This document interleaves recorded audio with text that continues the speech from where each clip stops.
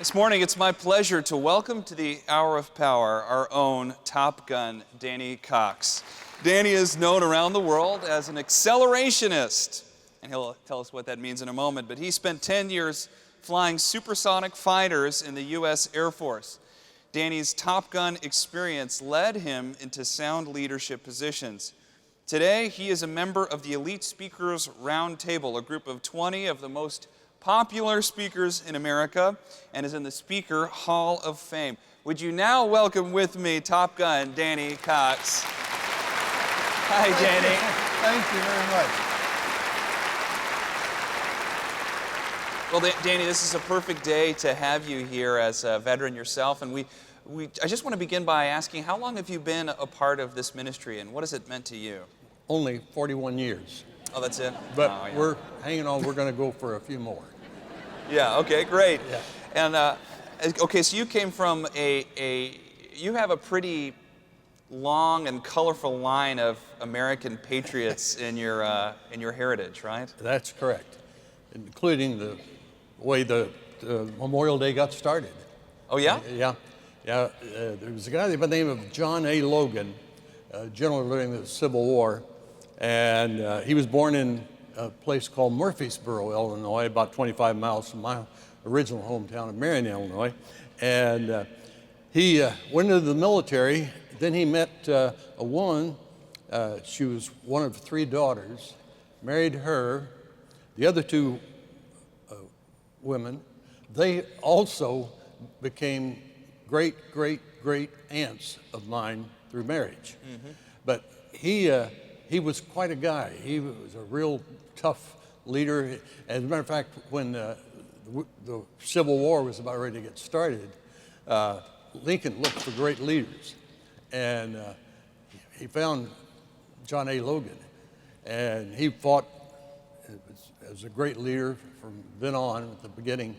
And he was promoted, first of all, to colonel by Lincoln, and then brigadier general, and then the next year he made the next step up, major general, and he was injured in one of the battles severely, mm-hmm. But his wife went down and got him and brought him back up to Illinois to recover. And as it turned out, he started a veterans organization after the war called the Grand Army of the Republic, and the GAR. Yeah. And his wife went out to one of the cemeteries there, and she couldn't believe how bad the cemetery looked. And it was all Civil War veterans. And she just was appalled at the condition of it. She went back, told him, and he is the commander-in-chief of the GAR. He wrote an order called Order Number 11, where it would start Decoration Day every year. That was the first name for it. Became Memorial Day later on. Great. And then one of my great-grandfathers was also fought in the Civil War, and he was captured by the Confederates in the Battle of Atlanta, and he spent the rest of the war at the infamous Andersonville prison. And they lost 14,000 men there in 1 year. But he lived, otherwise you wouldn't be interviewing me today.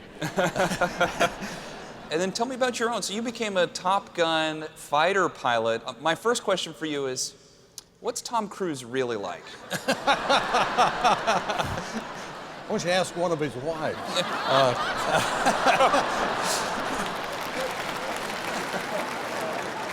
Well, I spent 10 years flying supersonic fighters, yeah, and test pilot, air show pilot.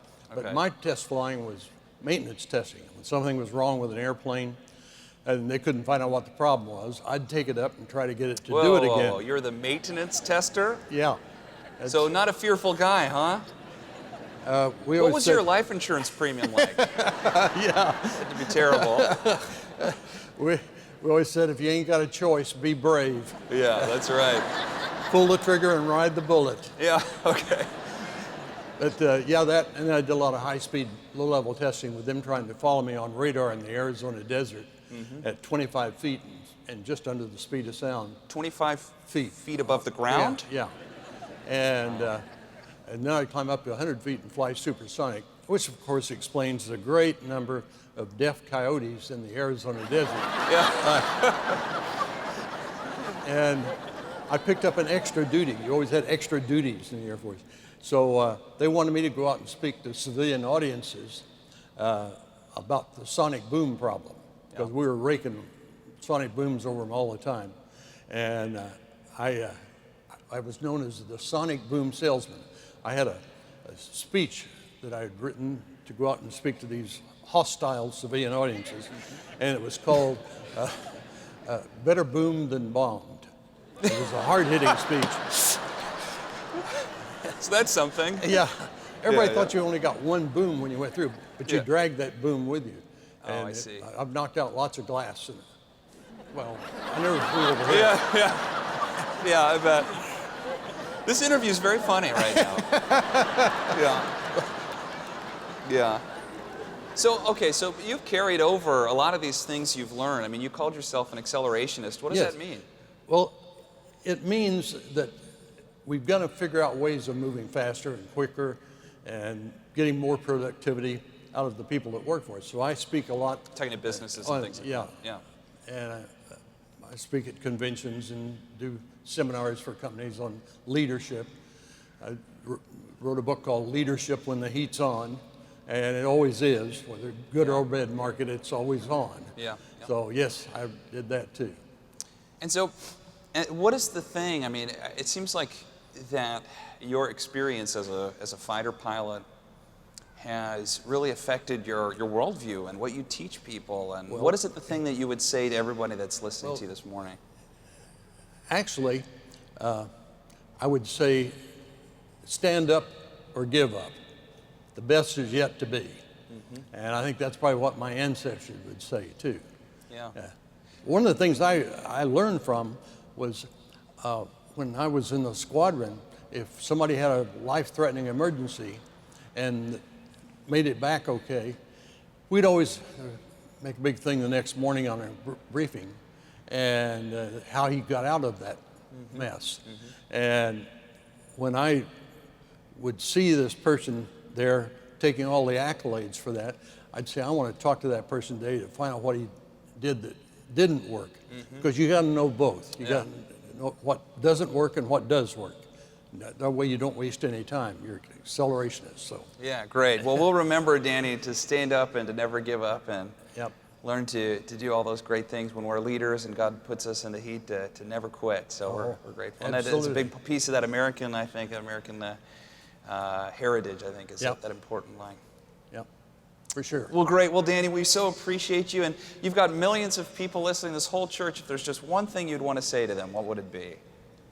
I think it would still be that stand up or give up. Or give up. All right, sir. Well, we thank you, Danny, and we appreciate everything you've done. Thank you. We love you. Thank you, sir.